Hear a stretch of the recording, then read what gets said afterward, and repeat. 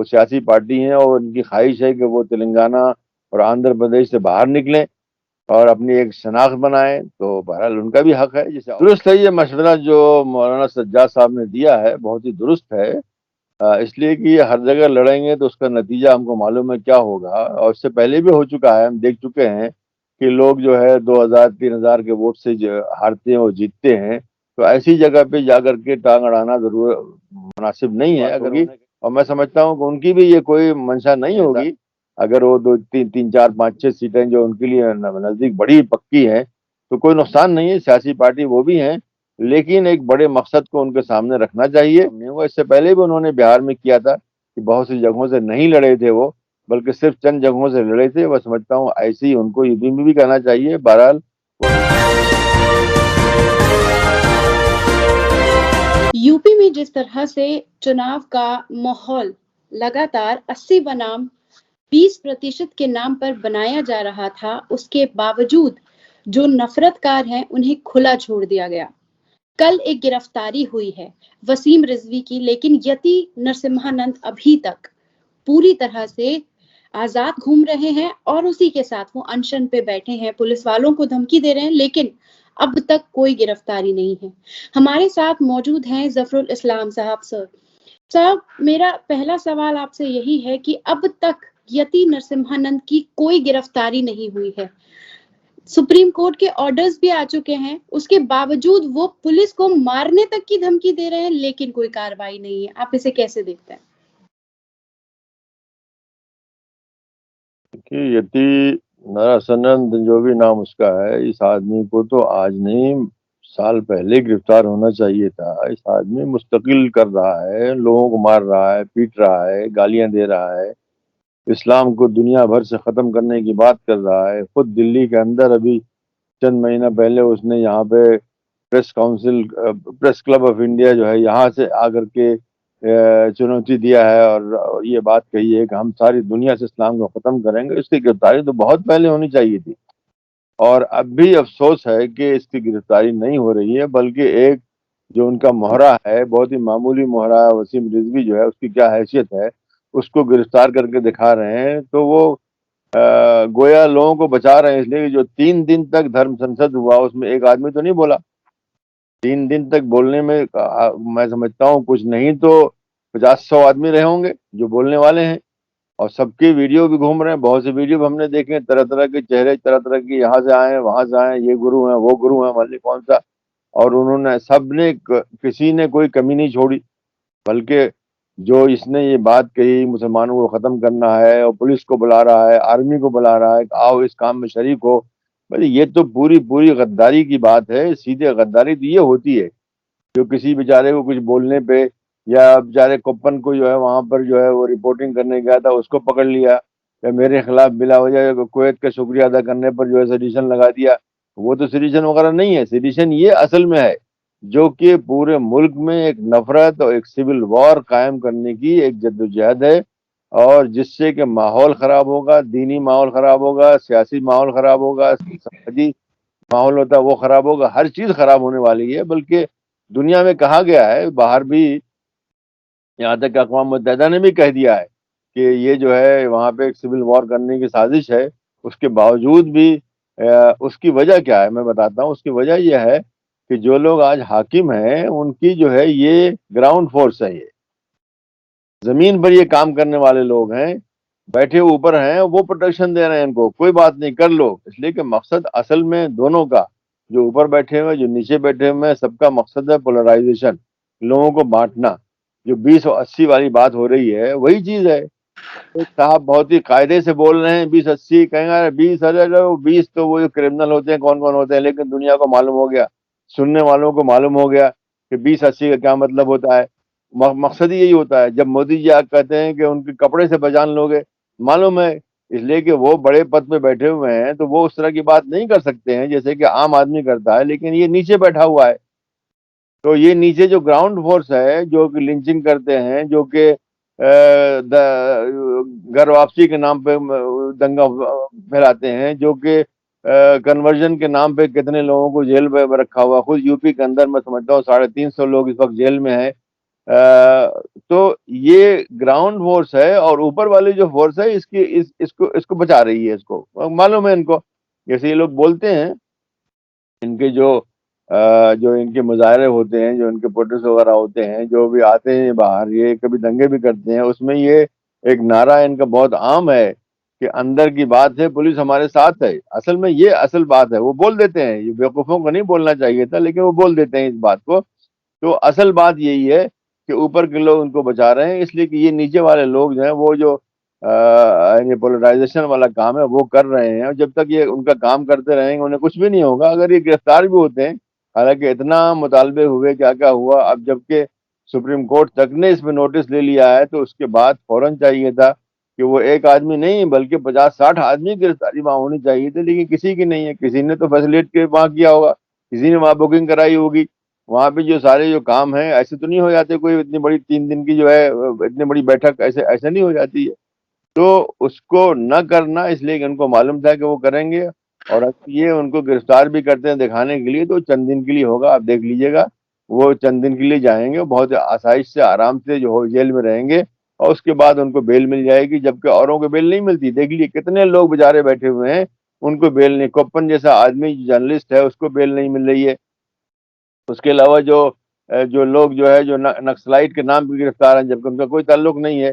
معلوم ہو گیا کہ ان کے کمپیوٹر کے اندر جو ہے خود سے باہر سے ڈالا گیا ہے. باہر ڈالنے والا کون ہے؟ وہی لوگ جو پیگاسس استعمال کر رہے تھے وہی تو ڈالیں گے، اور کون ڈالے گا اس میں. تو یہ پورا ایک کھیل چل رہا ہے جس کے اندر یہ گراؤنڈ فورس ہے. تو گراؤنڈ فورس کو تو اوپر والوں کو بچانا ہی ہے نا. گراؤنڈ فورس کی آپ نے بات کی، لیکن دھرویکرن کے نام پر بیٹیوں کی نیلامی تک ہم لوگ آ پہنچے ہیں، جس پر ستا تو چلیے ان کی طرف ہے، لیکن ایک ایسا ماحول یا ایک ایسا نفرت کا ماحول بنا دیا گیا ہے کہ مسلمان بیٹیوں کی نیلامی ہو رہی ہے.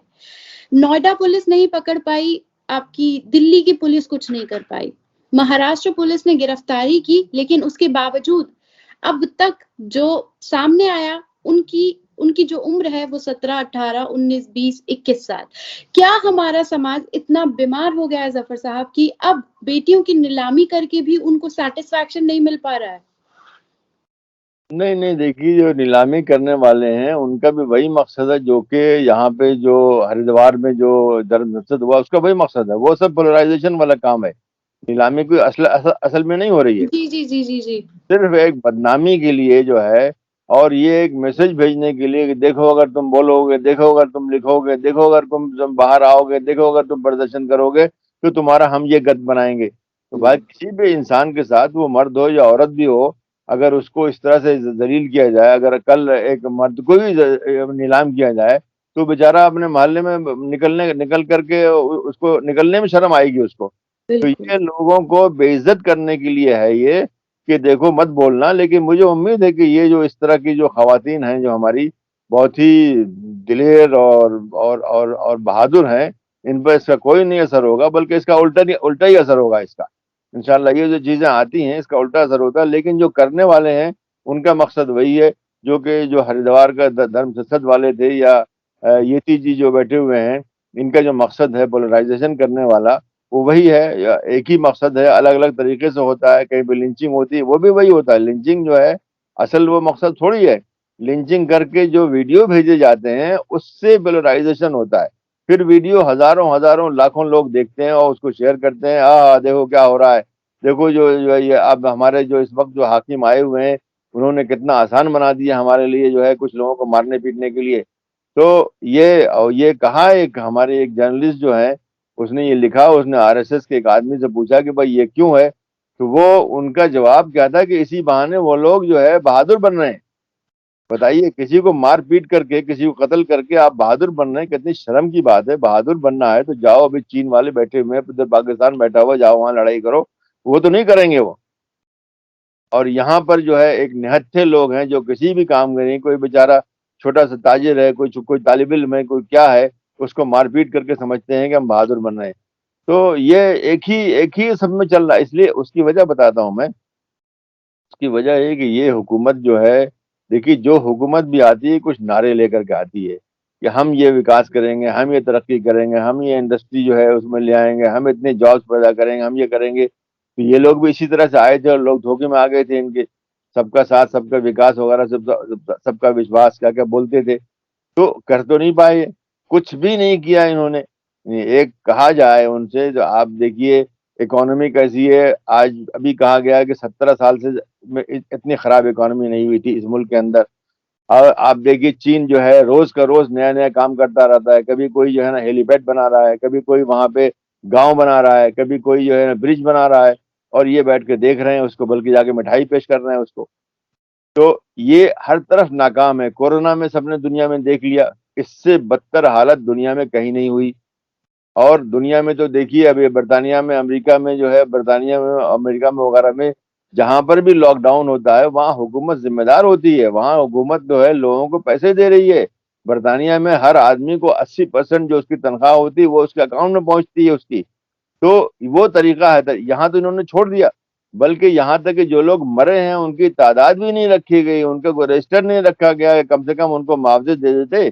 جبکہ ہم نے دیکھا کہ لاکھوں لوگ جو ہے پورے ہندوستان سے نکل نکل کر کے اپنے گاؤں کئی کئی ہزار کلومیٹر پیدل جا رہے تھے، اور راستے میں ان کو پولیس والے مار رہے تھے۔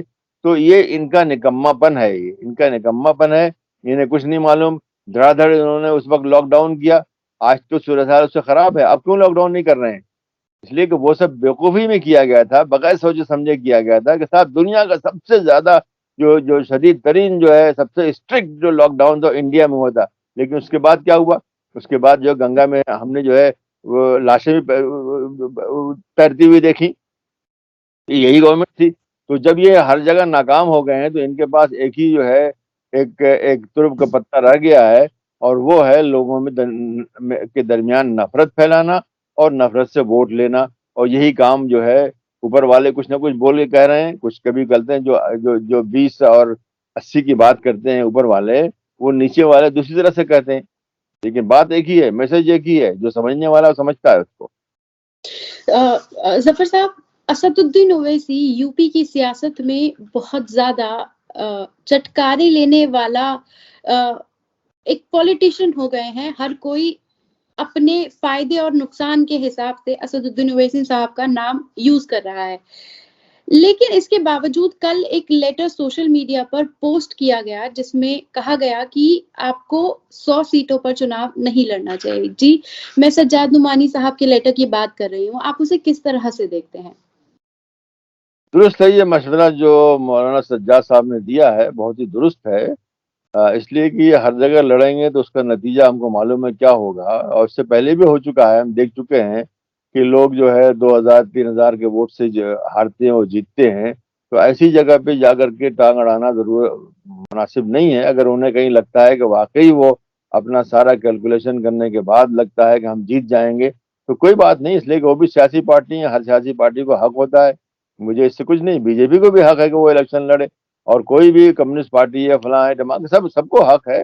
لیکن ایک بڑا مقصد بھی سامنے ہونا چاہیے کہ اس وقت جو ہے تقریباً سارے لوگ، میں سمجھتا ہوں صرف ہم مسلمانوں کی بات نہیں کر رہے ہیں، بلکہ اس ملک کا بہت بڑا طبقہ جو ہے وہ بی جے پی سے عاجز آ چکا ہے، وہ اس سے جو ہے چھٹکارا پانا چاہتا ہے۔ اور اگر یو پی میں ایک نتیجہ اچھا آ گیا تو اس سے بہت کافی لوگوں کو اس سے ڈھارس ملے گی کہ اس کے بعد جو سن 24 میں آنے والا ہے اس میں نتیجہ کس قسم کا ہوگا، اس کا ایک انڈیکیشن ہوگا۔ تو اویسی صاحب کو چاہیے کہ وہ اس قسم کا کام نہ کریں کہ چاہتے ہوئے نہ چاہتے ہوئے، میں نہیں جانتا کسی کے دل میں کیا ہے، اور میں سمجھتا ہوں کہ ان کی بھی یہ کوئی منشا نہیں ہوگی، معلوم نہیں ان کے جو ایڈوائزر لوگ کس قسم کے ہیں۔ تو اگر وہ سوچ رہے ہیں کہ 100 سیٹوں پہ لڑیں گے تو میں سمجھتا ہوں ایسا مناسب نہیں ہے ایسا۔ اگر وہ 2 3 4 5 6 سیٹیں جو ان کے لیے نزدیک بڑی پکی ہیں تو کوئی نقصان نہیں ہے، سیاسی پارٹی وہ بھی ہیں، لیکن ایک بڑے مقصد کو ان کے سامنے رکھنا چاہیے، اور اگر وہ رکھیں گے تو میں سمجھتا ہوں کہ اس قسم کا کام نہیں ہوگا۔ اس سے پہلے بھی انہوں نے بہار میں کیا تھا کہ بہت سی جگہوں سے نہیں لڑے تھے وہ، بلکہ صرف چند جگہوں سے لڑے تھے۔ میں سمجھتا ہوں ایسے ہی ان کو یو پی میں بھی کرنا چاہیے۔ بہرحال وہ سیاسی پارٹی ہیں اور ان کی خواہش ہے کہ وہ تلنگانہ اور آندھرا پردیش سے باہر نکلیں اور اپنی ایک شناخت بنائیں، تو بہرحال ان کا بھی حق ہے جیسے اور لوگوں کا حق ہے، لیکن عقل مندی کے ساتھ کریں تاکہ اس میں نقصان نہ ہو۔ ایک آخری سوال ظفر صاحب میرا آپ سے یہی ہے کہ یو پی کے سی ایم یوگی آدتیہ ناتھ वो हर जगह से सिर्फ एक ही बात कह रहे हैं कि हमने राम मंदिर दे दिया, अब काशी मथुरा की बारी है। आप इस स्टेटमेंट को किस तरह से देखते हैं? क्योंकि 40 से ज्यादा प्रदेश का हम लोग जमीन पर जाकर सर्वे कर चुके हैं, लोगों से बात कर चुके हैं। राम मंदिर के नाम पर बेशक वो कुछ ना कहें, लेकिन बेरोजगारी और सरसों का तेल और पेट्रोल के दाम की जैसी ही बात आती है, उनका दर्द छलक उठता है। लेकिन उसके बावजूद जब काशी मथुरा की बात आती है तो कहीं ना कहीं उनका भी दिमाग दूसरी तरफ जाता हुआ दिखाई देता है। आप इस चीज को किस तरह से देखते हैं? देखिए, जो लोग इस इशू को उठाने वाले हैं उनका मकसद ही वही है कि ये जो असल मसाइल हैं, इसलिए कि आदमी का असल मसला तो दाल चावल का मसला है। उसको सुबह को नाश्ता करना है, रात को खा खा के सोना है, ये असल मसला है। उस बच्चे की फीस देना है, घर में कोई रिपेयर है वो करना है, उसको घर खरीदना है, उसको गाड़ी खरीदना है।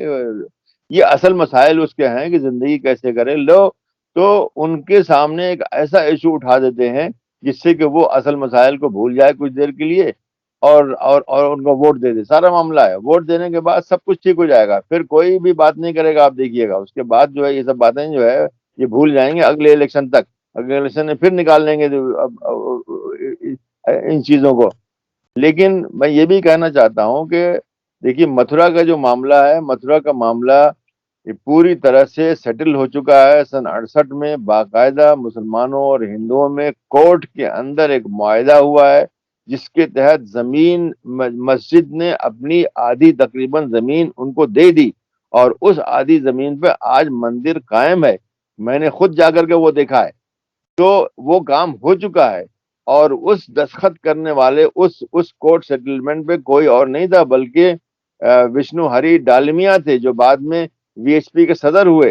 तो ऐसा जब मुआहदा हो चुका है तो उसके बाद दोबारा उस इशू को उठाना जो है एक तरह से बड़ी गद्दारी की बात है, बड़ी बेशर्मी की बात है। और कोर्ट को मेरे ख्याल है इसके खिलाफ एक्शन लेना चाहिए कि जो मुआहदा कोर्ट में हो उसकी एक सैंक्टिटी होती है, और वो मसला खत्म हो गया। लेकिन फिर भी उनको शर्म नहीं आती। उससे पहले भी आरएसएस के चीफ जो मोहन साहब ने फरमाया कि हम ये इशू अभी नहीं उठा रहे हैं, मतलब ये कभी और उठाएंगे इसको। बहुत ही चालाकी से बातें करते हैं। और फिर काशी विश्वनाथ तो वहां मौजूद तो है ही है, मंदिर वहां मौजूद है, सब कुछ मौजूद है। तकलीफ उनको मस्जिद से होती है। वहां एक मस्जिद भी है भाई, अगर उसी इलाके में कहीं अगर इत्तेफाक से, इसलिए कि पहले 1000 साल पहले, 800 साल पहले जब भी वो बनी होगी, जो भी था, तो इसका इम्कान है कि भाई वहां पे कुछ भी नहीं रहे, कोई आबादी नहीं रही, कुछ भी नहीं रहा होगा, तो वहां पे था। और फिर ये काशी विश्वनाथ का जो पूरी जो कहानी है कि औरंगजेब ने उसको उसको उसको उसको तोड़ा था, वो हकीकत दूर, वो हकीकत नहीं है। वो ये विशंबर नाथ पांडे जो है, जो बहुत बड़े हिस्टोरियन भी थे और गवर्नर भी रह चुके हैं, इन साहब ने ये किताब लिखी है, उसके अंदर बताया है उसका किस्सा। तो उसका किस्सा क्या है? उन्होंने ये बताया है कि दर हकीकत जो है औरंगजेब के साथ जो है वो जा रहे थे उस इलाके में, उनके साथ जो उनका तरीका उस जमाने में का था कि सारी जो राजे महाराजे हुआ करते थे वो भी बादशाह के साथ चलते थे वो। तो उस वक्त जो है उनसे जो राजे महाराजे थे उन्होंने इजाजत चाहिए कि हमारी जो महारानियां हैं वो जाना चाहती हैं कि विश्वनाथ टेम्पल जाना चाहती हैं, तो इजाजत दी उनका, बिल्कुल जाइए आप। तो ये लोग गए वहां पे। उसी के अंदर महारानी कच्छ जो है, कच्छ की महारानी भी मौजूद थी उसके अंदर, उस डेलीगेशन में जो वहां पे पूजा करने या देखने गया था वो। और वापसी में वो गायब हो गई वो। फिर बहुत तलाश हुई कि गायब कहाँ हो गई, कच्छ की महारानी गायब हो गई वहां पे। तो उसके बाद फिर जो है मुखबिरों ने मालूम हुआ कि इसी मंदिर के नीचे एक तहखाना है। उस तहखाने में जो महंत हैं ये सब वहां ले जाते हैं और उनके साथ बदसलूकी करते हैं। तो वहां पर जो है वहां पर जो उस जमाने की पुलिस जो भी रही होगी वो अंदर गई और वाकई ये पाया, वो मिली वहां से। उसके बाद इन्हीं महाराजाओं ने औरंगजेब से कहा कि अलीजा, इसको तो इन्होंने जो है भ्रष्ट कर दिया है, नापाक कर दिया है, अब इसको, ये मंदिर नहीं रहा ये, तो हमको इजाजत दीजिए कि हम तोड़ दें। तो उन्होंने कहा ठीक है तुम करो। तो ये तोड़ने वाला काम है औरंगजेब ने नहीं किया है, बल्कि ये महाराजाओं ने किया है। इसलिए कि उनकी एक महारानी के साथ वहां पर यानी जिसको आज के जमाने में बलात्कार किया, वहां किया गया, वहां पे महंतों ने किया। ये हिस्ट्री है। लेकिन ये लोग हिस्ट्री को दबाए हुए हैं, इसको ऐसा दिखाते हैं जैसे कि औरंगजेब ने किया। औरंगजेब ने नहीं किया, बल्कि औरंगजेब ने उनसे कहा कि भाई तुम समझते हो तो कर लो, اس لیے کہ وہ لوگ ہندو ہی تھے، وہ سارے مہاراجا جو تھے، جو پورے راجستھان کے کہاں کے سارے مہاراجا اور ان کے ساتھ چلتے تھے ان کے، تو انہوں نے کیا۔ اس کے بعد جب ان کو توڑ دیا تو ان کا اب کیا کیا جائے، تو یہ مسجد بھی انہی مہاراجاؤں نے بنائی ہے، انہی ہندوؤں نے وہ مسجد بنائی ہے۔ وہ مسجد جو ہے کسی مسلمان نے نہیں بنائی، انہوں نے بنائی ہے۔ اس تاریخ کو آنا چاہیے۔ یہ بشمبر ناتھ پانڈے نے اپنی کتاب میں ایک لکھی ہوئی، اس کے اندر چھپی ہوئی کتاب موجود ہے یہ۔ تو حقیقت جو ہے یہ لوگ چھپاتے ہیں اس کو، اور حقیقت چھپا کر کے وہ ایک نئے ان کے روزانہ ایک نئے نعرے انہیں نکلتے رہتے ہیں۔ اور جب دیکھیے بھائی کوئی بھی دیوس ہے، کوئی بھی چیز ہے، اس کو جا کر کے اس طرح سے جوڑ دیں گے کہ اس کے اندر کوئی نفرت کی بات ہو جائے گی، پاکستان کے خلاف ہو جائے گی، مسلمانوں کے خلاف ہو جائے گی، مغلوں کے خلاف ہو جائے گی۔ یہ ملک کی ترقی کے لیے بہت ہی غلط ہے۔ اگر کچھ ماضی میں کوئی غلطیاں ہوئی ہیں، میں انکار نہیں کرتا ہوں، آج بھی کیا، آج کی حکومت غلطیاں نہیں کر رہی ہے؟ آئے گی 100 سال کے بعد لوگ آ کہیں صاحب مودی جی نے کیا کیا، یہ بہت ظلم کیا اس ملک کے اوپر۔ یہاں پر جو ہے لوگ بھوک سے مر رہے تھے، اور یہاں پہ جو ہے سینٹرل وسٹا بنا رہے تھے ہزاروں کروڑ روپیہ خرچ کر کے۔ اس پہ سوال اٹھایا جائے گا اس کے اوپر؟ تو ایسی غلطیاں ہوتی ہیں، اس کو پھر بھلا دیا جاتا ہے، اس کو ایک جو ہے کہیں حاشیے میں کسی کتاب کی لکھا جاتا ہے، اس کے آگے نہیں ہوتا۔ لیکن یہ کہ ایک حکومت باقاعدہ اس کو اپنی پالیسی بنا لے کہ اس کو روزانہ نئے طریقے سے اس کو سامنے لے آئے، اور پھر اس کے پولرائزیشن کرے اور لوگوں سے ووٹ لے، تو یہ چیز بہت خطرناک ہے، اور اس ملک ہمارا ترقی اس طرح سے نہیں کرے گا۔ ہم سے بات کرنے کے لیے بہت بہت شکریہ سر۔